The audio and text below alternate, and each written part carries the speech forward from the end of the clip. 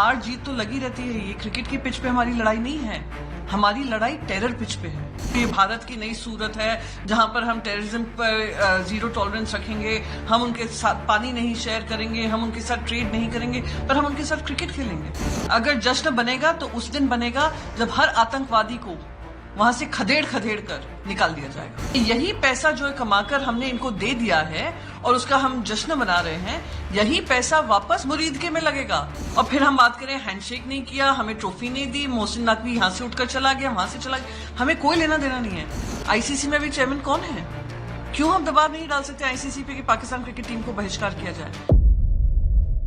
सबसे पहले तो ये मैचेस ही नहीं होने चाहिए थे।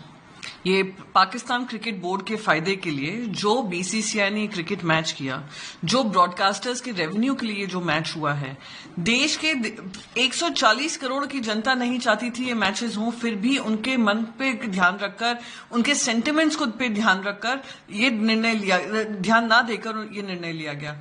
वो जो आतंकवादी हमलों में मारे गए, वो 26 परिवार जो कह रहे थे कि ये तो ये जख्म पे नमक लगाने जैसी बात हुई, वो काम किया गया। और फिर हम बात करें हैंडशेक नहीं किया, हमें ट्रॉफी नहीं दी, मोहसिन नकवी यहां से उठकर चला गया, वहां से चला गया, हमें कोई लेना देना नहीं है। ऐसे देश से जिसने सिर्फ आतंक हमारे देश में मिलाया हो, हमने जब हर मापदंड पे हमने कहा हो ये भारत की नई सूरत है जहां पर हम टेररिज्म पर जीरो टॉलरेंस रखेंगे, हम उनके साथ पानी नहीं शेयर करेंगे, हम उनके साथ ट्रेड नहीं करेंगे, पर हम उनके साथ क्रिकेट खेलेंगे। तो मेरा मानना यही है, हार जीत तो लगी रहती है। ये क्रिकेट की पिच पे हमारी लड़ाई नहीं है, हमारी लड़ाई टेरर पिच पे है। यही टेररिस्ट आकर हमारे देशवासियों को मारते हैं, यही जो टेररिस्तान है वो हमारे आर्म फोर्सेस को बॉर्डरों पे मारता है। तो इनके साथ ना हमें बातचीत करनी है, ना हमें इनके साथ कोई खेल खेलना है, ना हमें उसका कोई जश्न मनाना है। अगर जश्न बनेगा तो उस दिन बनेगा जब हर आतंकवादी को वहां से खदेड़ कर निकाल दिया जाएगा। प्रधानमंत्री ने कहा कि टेरर हो या फिर फील्ड हो, इंडिया जीतेगी, जैसे पिछली बार ऑपरेशन सिंदूर के जरिए जीती थी। उन्होंने भारतीय खिलाड़ी को मुबारकबाद भी दी। आपको लगता है कि ऑपरेशन सिंदूर को इस तरीके से रिलेट करना, पहले बीजेपी कहती है कि हम एक साथ नहीं रहेंगे, पानी एक साथ नहीं बहेगा, खून और पानी, और अब मैच खिला रही है, उसके ऊपर प्राइम मिनिस्टर ट्वीट भी कर रहे हैं। ऑपरेशन सिंदूर में बड़े निर्णय लिए गए थे। निर्णय क्या थे कि जो लोग लॉन्ग टर्म वीजा से पाकिस्तान के लोग यहाँ पे रह रहे हैं वो रद्द कर दिया जाएगा। हमारा जो हाई कमीशन है पाकिस्तान में, उसको बेयर मिनिमम कर दिया जाएगा कि कोई भी ट्रेड नहीं किया जाएगा। जो मेडिकल वीजा पे आए हुए थे उनको वापस भेज दिया जाएगा। इंडस वाटर ट्रीटी को होल्ड पे रखा जाएगा। Any act of terror will be considered an act of war, ये सारा कहा गया था। फिर पार्लियामेंट्री डेलीगेशन भेजा गया था जिसमें मैं खुद शामिल थी। हमने विदेशों में जाकर अपना डंका बजाया कि हम नहीं टॉलरेट करेंगे टेरर को। फिर ऐसी क्या मजबूरी थी कि हम क्रिकेट खेलने लग गए? और हम उसकी तुलना ऑपरेशन सिंदूर से कर रहे हैं। वो ऑपरेशन सिंदूर जो एक मुंहतोड़ जवाब था हमारी आर्म फोर्सेस का, जहां पे कुछ हमारे जवान शहीद भी हुए हैं, और हम उसका कंपेयर करें किससे? हम कंपेयर कर रहे हैं क्रिकेट मैच से। वो क्रिकेट मैच जिसका रेवेन्यू किसको मिलने वाला है? पाकिस्तान क्रिकेट बोर्ड को मिलने वाला है। उसका पैसा किनके पॉकेट में जाने वाला है? वो जो ब्रॉडकास्टिंग राइट्स जिन्होंने खरीदे हुए हैं उनको जाने वाला है। टिकट का पैसा किसको मिलने वाला है? ये प्राइवेट ये जो क्रिकेट बोर्ड्स हैं उनको जाने वाला है। ये मैं आपको यहाँ पे गारंटी के साथ कह सकती हूँ, क्योंकि पाकिस्तान को सबने देखा हुआ है, देश ने परखा हुआ है कि यही पैसा जो कमाकर हमने इनको दे दिया है और उसका हम जश्न मना रहे हैं, यही पैसा वापस मुरीद के में लगेगा। वापस वो जो इनके आतंकवादी हैं, आतंकवादी जो ठिकाने थे हमने नष्ट किए थे, उसमें फंड रेजिंग चल रही है, उसमें ये फंड डाला जाएगा। वही मोहसिन नकवी है जिसने अनाब शनाब हमारे देश के बारे में कहा। वही मोहसिन नकवी है जिसने, और उनके क्रिकेटर्स हैं जिन्होंने अपशब्द का इस्तेमाल किया हमारी जो माताएं बहनें हैं जो बेवाएं हुई थी। तो ये लोग के साथ हम कंपैरिजन करें, कंपैरिजन भी कहां से सही बनता है? बहुत ही दुखद है कि एक सीरियस ऑपरेशन जहां पे एक बड़े निर्णय लिए गए थे, जिसका हम खुद हिस्सा बनकर विदेशों में जाकर हमने बात रखी थी, आज उसकी तुलना हम क्रिकेट मैच से कर रहे हैं, जो एक प्रॉफिट मेकिंग मैच था, जो प्रॉफिटियरिंग था, सिर्फ पाकिस्तान के लिए था, पाकिस्तान की जेब में गया है। दो चीजें इसमें सामने आई है। एक तरफ भारतीय जनता पार्टी ये कहती है कि ऑपोजिशन इस मुद्दे को पॉलिटिकल एंगल दे रहे हैं, दूसरी तरफ वीडियो ऐसे भी वायरल हो रहे हैं सोशल मीडिया पर जहां पर मैच के दौरान नहीं लेकिन प्री मैच और पोस्ट मैच जो है रूम में जाकर हाथ मिलाया जा रहा है पाकिस्तानी खिलाड़ियों के साथ, फोटो वायरल हो रहे हैं। मैं क्रिकेटर्स को क्या दोष दूं? क्रिकेटर्स को तो मजबूर किया था खेलने को। क्या कोई भी आज क्रिकेटर जिन्होंने हाथ नहीं मिलाया होगा, जिन्होंने ऐसे वीडियोस बनाए, जिन्होंने अवार्ड नहीं लिया मोहसिन नकवी के हाथ से, क्या उन्होंने मन से ही खेला होगा?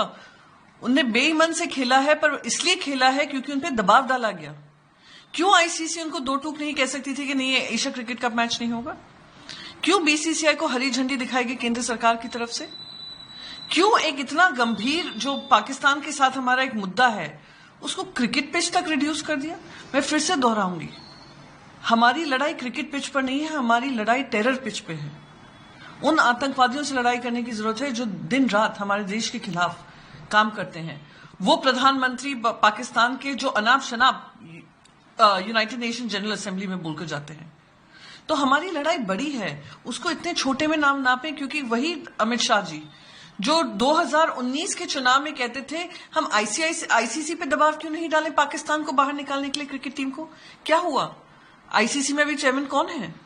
क्यों हम दबाव नहीं डाल सकते आईसीसी पे कि पाकिस्तान क्रिकेट टीम को बहिष्कार किया जाए? क्यों हम बहिष्कार करने में नाकामयाब रहे? एशिया क्रिकेट कप मैच कोई इतना इंपॉर्टेंट मैच नहीं है आईसीसी ट्रॉफीज में कि हम उसको जबरदस्ती खेलें। पाकिस्तान ने उसको बॉयकॉट किया हुआ है, पहले कर चुकी है, और ऐसे अनगिनत मैं आपको उदाहरण बता सकती हूं जहां बॉयकॉट हुए हैं। हमारी क्या मजबूरी थी, ये सबसे बड़ा प्रश्न है कि उन माताओं बहनों की बातों को दरकिनार कर देश की 140 करोड़ की जनता की बात को दरकिनार कर उनके जो फीलिंग्स थी उसको दरकिनार करके ये मैच खेला गया, और अब आप जश्न मना रहे हैं। दुख होता है कि वो परिवार अभी भी रो रहे हैं, आप प्रॉफिट के ऊपर ये नाच रहे हैं। महाराष्ट्र के कई इलाकों में जल जमाव है, सरकार लगातार इस पर एक्शन जो है वो कह रही है कि हम एक्शन ले रहे हैं, कई लोगों को राहत बचाव सामग्री भी दी गई है, लेकिन जमीनी हकीकत पर अगर देखी जाए तो अभी भी जल जमाव की स्थिति जैसे पहले थी वैसे ही है। कई लोग ने जब सरकार मिलने गए तो कई लोगों ने जब आवाज उठाई तो उनको किनारे कर दिया गया, ये बोल के कि उनको मुख्यमंत्री बना दीजिए वगैरह वगैरह। इन सारी चीजों को आप कैसे देखते हैं? यूबीटी एज अ पार्टी कैसे देखती है? देखिए, इतना दुर्भाग्यपूर्ण है, 48 घंटे में इतनी बारिश हुई है, जाने गई हैं, 11,000 से ज्यादा लोग डिस्प्लेस हुए हैं। क्लाइमेट चेंज हो या एनवायरमेंटल डिग्रेडेशन हो, इतना सिवियर चैलेंज बन गया है महाराष्ट्र में कि लगातार हमें उसका खामियाजा भुगतना पड़ रहा है। मैंने यही सवाल पूछे हैं, क्या एनडीआरएफ जो हेड करते हैं देश के गृह मंत्री, क्या उन्होंने स्टेट रिलीफ फंड से बात की है, एसडीआरएफ से बात की है, उन्होंने कोई मीटिंग रखी है, क्या उन्होंने आकर उसका जायजा लिया है, क्या देश के प्रधानमंत्री ने आकर जायजा लिया है, क्या उन्होंने कहा है कि कोई स्पेशल पैकेज महाराष्ट्र को मिलेगा क्योंकि इतना जान माल का नुकसान हुआ है? डिजास्टर रिस्पांस जो होता है क्या वो ठीक रहा है? आज हम लोग हर तरीके की राजनीति कर रहे हैं, हर तरीके से अमित शाह जी का मैंने ट्वीट देखा, वो बधाई दे रहे हैं क्रिकेट टीम को।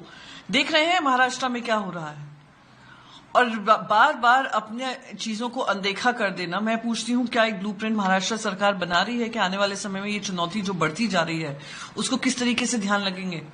क्या ग्रुप ऑफ एक्सपर्ट्स बनाए जा रहे हैं जो इस प्रॉब्लम को एड्रेस करें?